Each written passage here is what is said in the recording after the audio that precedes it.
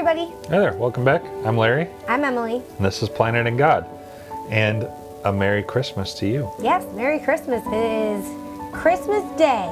Yep, and you've made it if you've been following along. Hopefully you have. We are wrapping up our Gospel Reading Challenge with John chapter 21. John chapter 21. The last chapter. The last chapter, hopefully. And it's not a very large one either. No, it's not, Yep. which is good because I know a lot of us have stuff to do on Christmas. So let's dive in and cook through so we can get on with our holiday.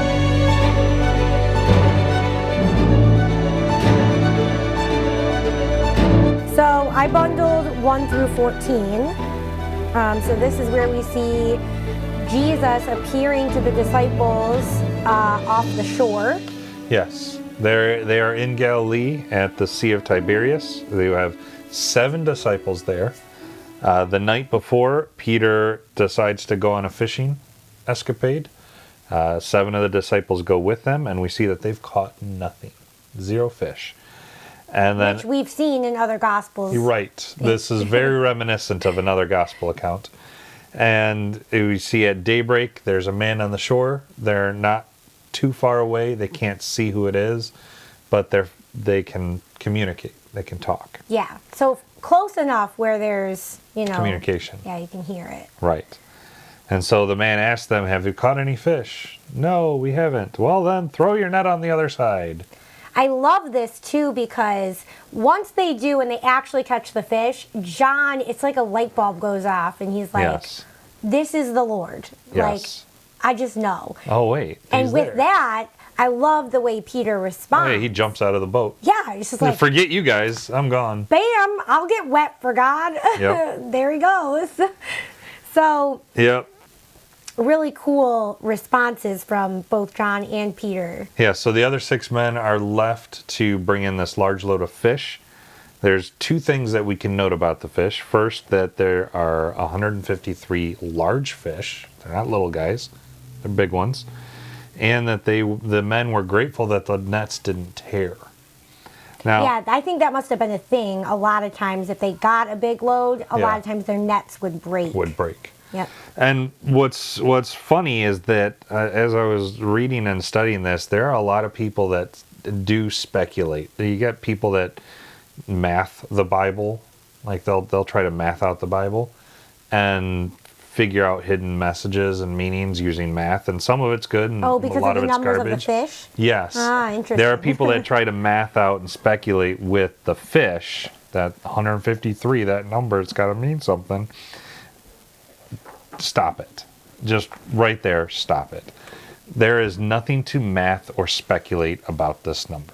The 153 is really an eyewitness testimony. That's what we can take away from this number.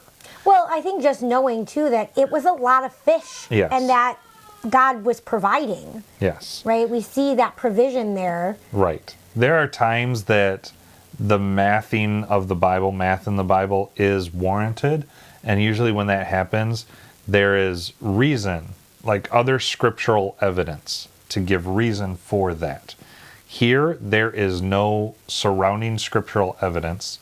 There's no reason to take this allegorically. It is John's eyewitness testimony of seeing this event happen. Yeah, I think it's just important to note that we have a God of mystery, but we do not have a God of confusion. Right. And so a God of mystery is different than... A God of confusion. Yes. A God of confusion would say that 153 has a hidden meaning to it, which it doesn't. What I found was really cool is when they actually did get back, Jesus has fish already cooking and bread. Yep. So Breakfast in is the ready. provision of providing the 153 fish, he's also providing them already made things Yep. to eat.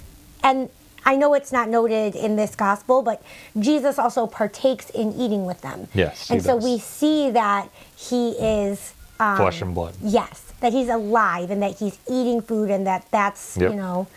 a physical thing that he's doing. He's not a ghost, right? Exactly. Which at this point, most of them already knew, but I Right. think it's just solidifying that with the aspect of eating food. Yep. So after we see that, we see this conversation between Peter and Jesus.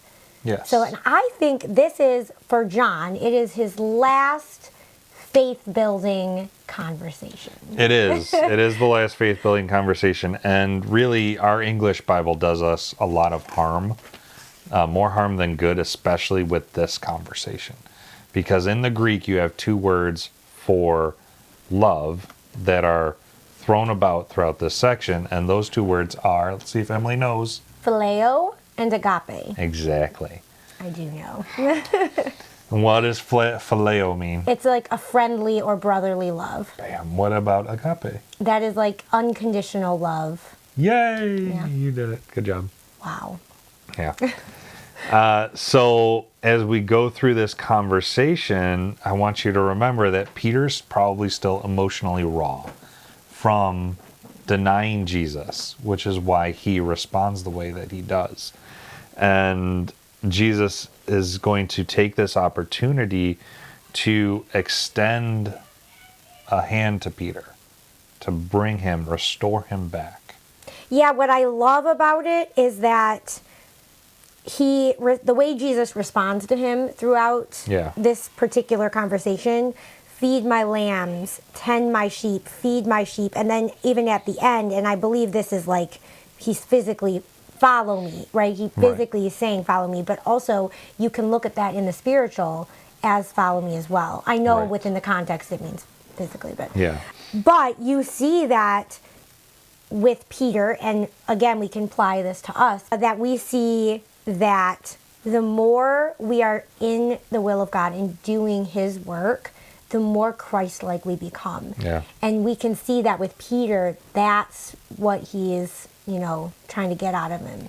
Yeah, and I just want to step through this conversation with Peter a little bit here. So if you look at verse 15, you have Jesus saying, Peter, do you agape love me more than the others? Talking about the other disciples. And Peter, in his broken state, says, no, Lord, I philo you. I love you like a brother. And then Jesus tells him to feed my lambs. He's giving him instruction, right? And Peter fulfills this we see Peter fulfill this in 1 Peter, that letter that he writes there. He's feeding the lambs. And then the second time in verse 16, Jesus, he says, okay, Peter, do you agape me? Do you agape love me? And Peter is now faced with the question, do you love me at all? Essentially is what Jesus is asking him. You don't love me more than the others, but do you love me at all? Peter then goes, oh, yes, Lord, I philo you. I like you a lot. You're my brother. In his humility, that's the best Peter can do. It's almost, he's like afraid to say because he was so forthright in saying before. I would die for you, and now he's like, okay. Well, not only did he say that he would die for Jesus, he acted on that by cutting off the servant's ear. Right. And so now he's like, no, I'm not going to do that again. I'm not going to boast like that again. Well, right, because after that denial, it humbled him to a certain point. And so Jesus then instructs him again to tend my sheep, this being reference to oversight and care for the church, the flock. And we see Peter fulfill this in the book of Acts. And then in verse 17, we get the third time, and Jesus then presents Peter. He comes down to his level. All right, Peter, do you love me? Do you philo me? If you can't affirm that you love me more than the others, if you can't affirm that you love me at all, do you at least love me like a friend? And Peter gets distressed and grieved over this, but he affirms that he has that philo love for Jesus. And in turn, Jesus instructs him to feed my sheep. That is to serve the mature believers, give meat, not just because milk. you notice the difference between the feed my lambs and the feed my sheep. Right, the lambs are the babies, right? And what do you give a baby? You give Just a baby the milk. Yep. The sheep are the adults, and you give them more substantial food, right? So Peter, again, fulfills this. We see him fulfill this in 2 Peter, in that second letter that he writes. This actually is a very interesting point the feed my lambs, tend my sheep, feed my sheep, is something that we can even like take and apply it as a church ministry type thing. For leaders, as a church leader, you are to feed the young believers the milk of God, right? Making sure that the young believers know and understand the gospel. And then tend the sheep. As a leader of your church, you're supposed to oversee the people properly in the will of God. And then as a church leader, you are to feed the mature believers and make sure that they truly know and understand core doctrine.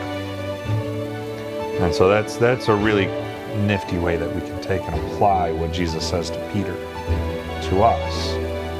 It's not for us, but it's something that we can glean from and learn. Yeah, I like that a lot.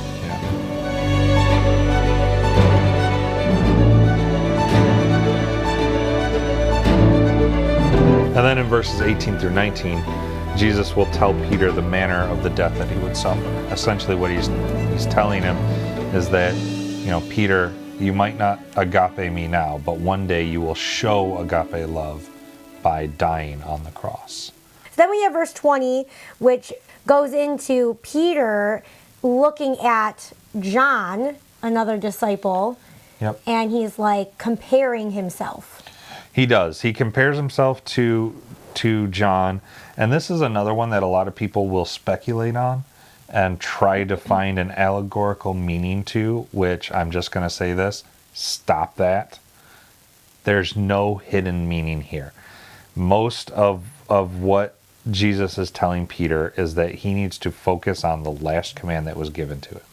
Follow me. Yeah, I think really what it boils down to is Peter is still feeling almost discouraged and defeated to a certain point. Yeah. And when we get that way, okay, as believers now, in our time, we compare. We compare. Yep. That's what you do when you get discouraged. Instead of being obedient to what God is telling us to do, when we get discouraged, we start to look at other people and say, well, what's going on with them? Like, they're doing X, Y, Z. Why can't I be doing X, Y, Z? Right? So there's this, I think Peter's still in this place where he's like, okay, but I'm still not right. But look at John, and he's so much better, and whatever. Right. Whatever he was really thinking. But you can see that when we get discouraged, we totally compare. And you can see that here in this situation with Jesus. Peter and John. I mean, to put it short and in Larry terms, Jesus is essentially telling Peter, mind your own business. Yes. And do what I said. But in a very nice and polite way, because Jesus is more polite than Larry. So I resemble that remark. But yeah, I think that Jesus loves both. And we get so caught up in other things around us that we get discouraged in what God is actually telling us to do. So easy to do that. Peter's just like, God's just like, follow me. Don't worry about what's going on around you. Your job is to follow me. Yep. Which that's our job too. Okay, so we get to verses 24 and 25. Yeah, I want to read these ones real quick as we wrap up the Gospel of John here. It says this. This is the disciple who testifies about these things and has written these things, and we know that his testimony is true. There are many other things that Jesus did. If every one of them were written down, I suppose the whole world would not have enough room for the books that would be written. Yeah, so this kind of reminds me of verse 30 and 31 from chapter 20. Yeah. Friday. I really love these verses. It's just a good reminder that it is. In John's final word, he's just noting that this is only a small portion of what Jesus did while on the earth. And if you look at all the Gospels together, all four Gospels only include about 75 to 80 days of Jesus's 3-year ministry. And that's all we're given, but that is just enough to have faith in who Jesus Christ is as the Messiah. Yeah, and not only that, a lot of that will tie back into so many Old Testament prophecies. Yeah. It's really, really amazing. So. It is. And so that wraps up the chapter of John 21, which wraps up the book of John. Yeah. Congratulations, you've made it for us. So Emily, what do we got plans coming up next? So we would really like to finish the book of Revelation and then maybe sprinkle in some spiritual warfare videos for you guys. Yes, and I've even been thinking about going back and revisiting some of the artificial intelligence stuff because there's been a lot of development in AI. And I think it's because it's something that I have to deal with professionally. I want to bring in that Christian perspective so that you all can hopefully understand what's going on there with AI. There's a lot of mixing out there, so I just want to clarify some stuff. And then if you have any topics that you want us to cover, feel free to let us know. Head over to our website, PlantedInGod.com, and you can submit things there. You can put comments in the chat or reach out to us directly, and we'll be happy to try and cover those. Yeah. Groovy, so that's all we have. Thank you for joining us as we journeyed through the Gospel of John. Hopefully you found this edifying, and we'll see you in the next one after the new year. See ya. Bye.